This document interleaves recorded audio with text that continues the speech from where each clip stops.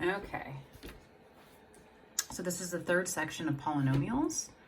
We're now getting into the graphs, what they look like, what happens when we substitute in values, where are the graphs going? Are they going to infinity, negative infinity?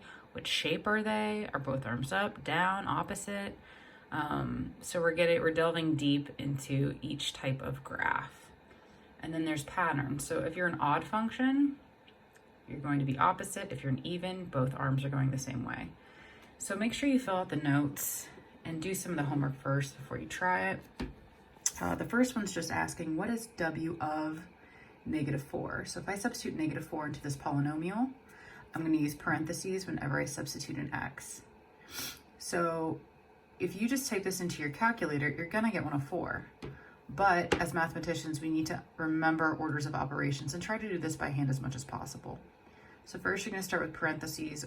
Well, parentheses are multiplication here, so we're going to skip to exponents.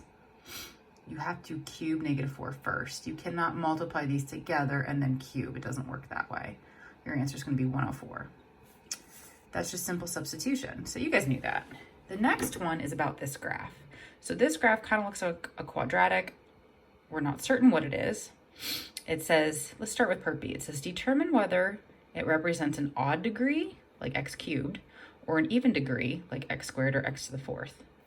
Well, if both arms are going the same way, it's like a parabola, then it's an even degree function. Okay, part A wants you to describe the end behavior. So if you look at your ends, they're both approaching negative infinity, and these arrows mean approaching.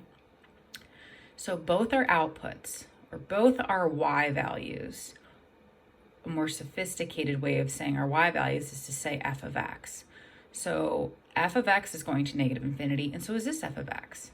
But sometimes they're opposite. So how do you know where your graph is going? Well, it depends on which direction you're going on the graph. So if you start on the origin, and as x is getting bigger, as x is approaching infinity, what's f of x doing? It's going towards negative infinity. So you write, as x approaches infinity, what's your f of x doing? You're going to write that every time. As x gets bigger, what's happening to your graph? Oh, it's going to negative infinity. And then as your graph is going to negative infinity for your x values, what's your output doing? It's also going to negative infinity as well. Okay? So that's how you write that. You're going to write this every time. The only thing that changes is these two. And then part C says, state the number of real zeros, meaning I don't get the square root of -5. I actually get a value like 2.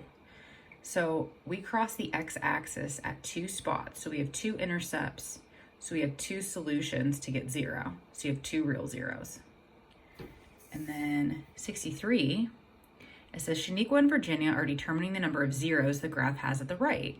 Is either of them correct? Explain your reasoning. There are 7 zeros, 1, 2, 3, 4, 5, 6, 7, because the graph crosses the x-axis 7 times. Well, that is true. However, Virginia says there are 8 zeros because the graph crosses the axis 7 times, and there's a double root. Well, if you look at the graph, both arms are being positive. That means it'd have to be like an x squared, an x to the 4th, an x to the 6th, an x to the 8th. It would never be x to the 7th. If you're x to the 8th, then you would have 8 solutions.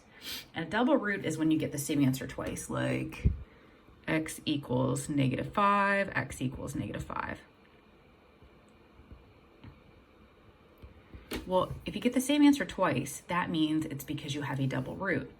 A double root is when your graph is tangent or touching the intercept. It doesn't go all the way through, but it touches at that number and it keeps going down. Visually, that's what it looks like when you have that.